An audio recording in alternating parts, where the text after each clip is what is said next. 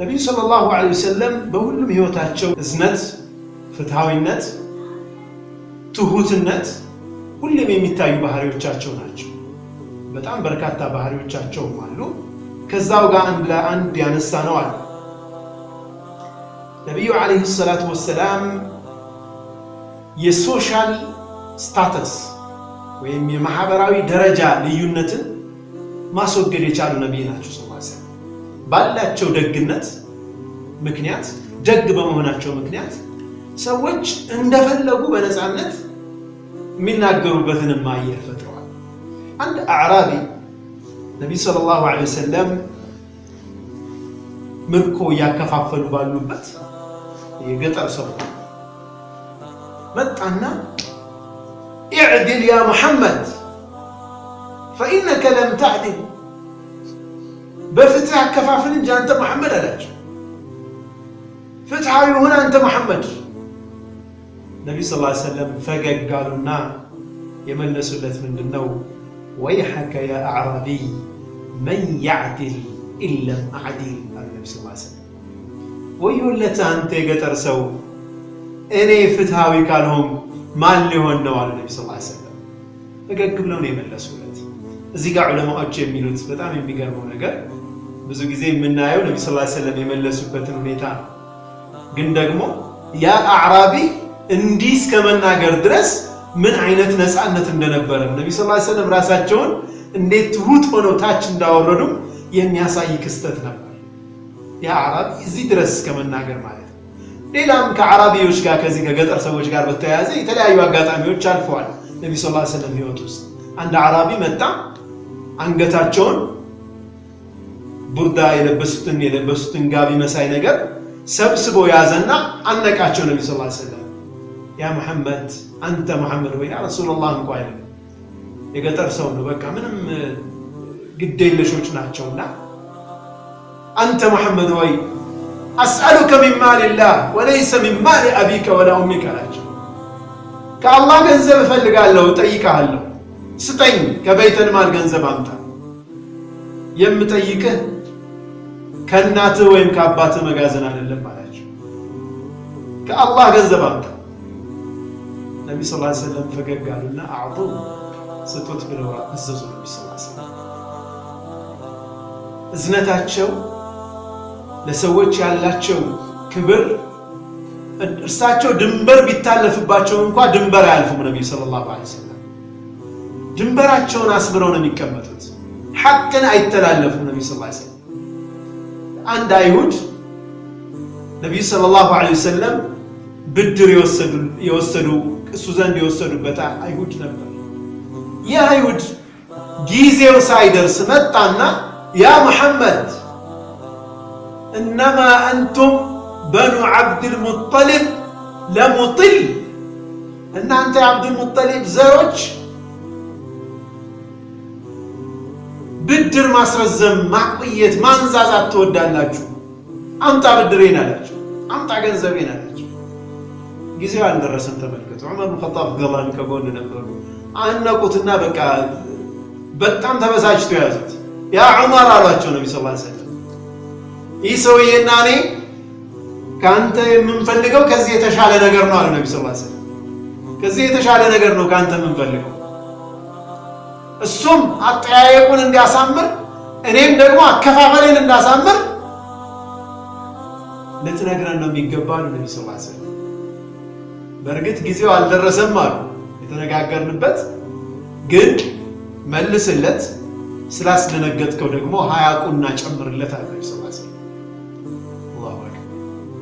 هكذا النبي صلى الله عليه وسلم بسنة مقباراتشو يلاقو سوناتشو يماننت يسونت قنچوناتشو النبي صلى الله عليه وسلم وإنك لعلى خلق عظيم يا نبي الله سبحانه وتعالى مسكر النت يهننو يميارقاقت ነው አንድ አራቢ ደግሞ መጣ ወደ ነብዩ ሰለላሁ ዐለይሂ ወሰለም መጣና ነብይ ናቸው ይህንን ይዘው መጥቷል። አምሮ ውስጥ የተሳለ ነገር አለ። ፈርቷል። በተቃራኒው ያ ደፍሯል፣ እዚህ ደግሞ የፈራ ሰው እናያለን። መጣና ይርበተበት ነበር። ነብዩ ሰለላሁ ዐለይሂ ወሰለም ያሉት ሐዊን ዐለይክ አሉት፣ ተረጋጋ ወንድሜ ተረጋጋ አሉት ነብዩ ሰለላሁ ዐለይሂ ወሰለም። فإني ابن امرأة من قريش كانت تأكل القديد بمكة እኔ እኮ በመካ የገብስ ዳቦ ስትበላ የነበረች አንዲት ሴት ልጅ ነኝ፣ ተረጋጋ፣ እኔ ሰው ነኝ፣ እኔ አብሽር ረጋ በል አሉት ነብዩ አለይሂ ሰላቱ ወሰላም። እንዴት ነው የዛሬ መሪዎቻችን? እንደውም በተፈሩ ቁጥር የበለጠ ኩራት ነው የሚሰማቸው። ነብዩ ሰለላሁ ዐለይሂ ወሰለም ተረጋጋ፣ አትፍራኝ፣ እኔ የአንዲት ሴት ልጅ በመካ ቁረይሽ ውስጥ የነበረች አንዲት ሴት ልጅ የእሷ ልጅ ነኝ አሉት ነብዩ አለይሂ ሰላቱ ወሰላም። ነብዩ አለይሂ ሰላቱ ወሰላም ሌላ ባህሪያቸው ለጌታቸው ያላቸው ውዴታ ነው። የራሱን የቻለ ሰፊ ርዕሰ ጉዳይ ቢሆንም ሰላት ሲደርስ ብቻ ሰላት ሲደርስ ማረፊያቸው ሰላት መሆኗን ሰላትን አክብደው የሚያዩ ነብይ ሳይሆኑ ማረፊያቸው ደስታ ማግኛቸው ነበረች ሰላትና አሪሕና ቢሃ ያ ቢላል፣ እባክህ ቢላል በዚች ሰላት አሳርፈን ይሉት ነበር ነብዩ አለይሂ ሰላቱ ወሰላም። ነብዩ አለይሂ ሰላቱ ወሰላም ለሰዎች ያላቸውን እዝነት፣ ፍቅር የምናይበት ሌላው ክስተት ጣኢፍ ላይ ነው። ጣኢፍ ከመካ ተሰደው ወደ ጣኢፍ ሲሄዱ ረሱሉን አለይሂ ሰላቱ ወሰላም የጣኢፍ ሰዎች የተቀበሉበት ሁኔታ እጅግ በጣም አሳዛኝ ነበር። ዘይድ ብኑ ሐሪታ ነበር አብሯቸው ነበር ረዲየላሁ ዐንሁ። እሱ ሊከላከልላቸው ቢሞክርም ነቢዩ ሰለላሁ ዐለይሂ ወሰለም ግን ከጣኢፍ ሰዎች በሚወረወር ድንጋይ ደም ብቻ ሆነው እግራቸው ወይም ጫማቸው በደም እስኪሞላ ድረስ በጣም አሳዛኝ መከራን አሳልፈዋል ነቢዩ ሰለላሁ ዐለይሂ ወሰለም። በዚህ ጊዜ ግን ያደረጉት ዱዓ ለሰው ልጅ ያላቸውን ፍቅርና እዝነታቸውን ቁልጭ አድርጎ የሚያሳይ ነበር። ያ ረብ አሉ፣ አንተ ጌታዬ ሆይ ኢለም የኩን ቢከ ገضቡን ዐለየ ፈላ ኡባሊ። ከረጅም ዱዓቸው ውስጥ ምን የሚለው ነው? ኢለም የኩን ቢከ ገضቡን ዐለየ ፈላ ኡባሊ። ጌታዬ ሆይ ሁሉ መከራ የመጣው አንተ በእኔ ላይ ጥላቻ ወይም ደግሞ ቁጣ ኖሮብህ ካልሆነ ፈላ ኡባሊ ግድ የለኝም፣ ካንተ የሆነ ቁጣ ካልሆነብኝ ግድ የለኝም እችለዋለሁ አሉ ነቢ ስ ሰለም። ለአላህ ያላቸውን ፍቅር በዛ ሰዓት ላይ ያ ረብ እነዚህን ሰዎች አጥፋልኝ ቢሉ አላህ ሊቀበላቸው ይችላል።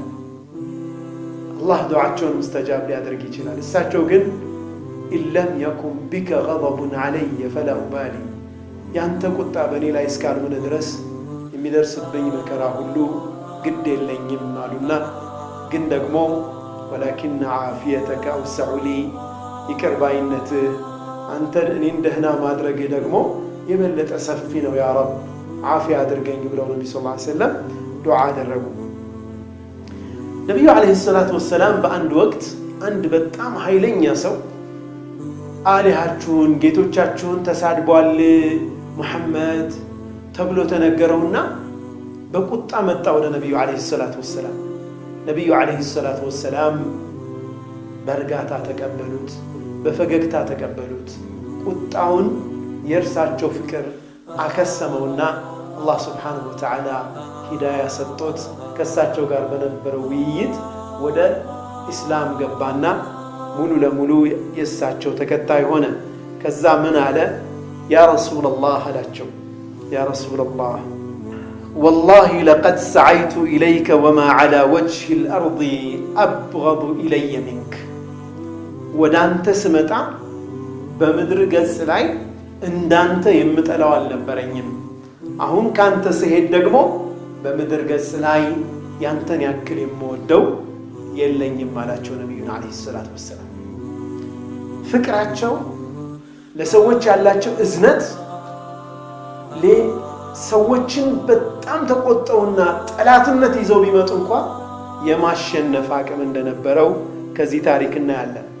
ነቢዩ ዓለይሂ ሰላቱ ወሰላም ስለ ሰዎች ፍቅር፣ በመካከላችን ስለ መግባባት፣ ስለመተባበር ስለመከባበር አጠቃላይ መሐባ ፍቅር በመካከላችን እንዲኖር እንዲህ ሲሉ ያስተምሩናል። ሙስሊም በዘገቡት ሐዲስ ወለዚ ነፍሱ ሙሐመድን ቢየዲህ የሙሐመድ ነፍስ በእጁ በሆነችው ጌታ እምላለሁ የሙሐመድ ህይወት በሱ እጅ በሆነች ጌታ እምላለሁ ላ ተድኹሉል ጀነተ ሐታ ትኡሚኑ እስካላመናችሁ ድረስ ጀነትን አትገቡም ወላ ትኡሚኑ ሐታ ተሓቡ እስካልተዋደዳችሁ ድረስ ደግሞ አማኝ ልትሆኑ አትችሉም ይላሉ ነቢ ሰለላሁ ዐለይሂ ወሰለም።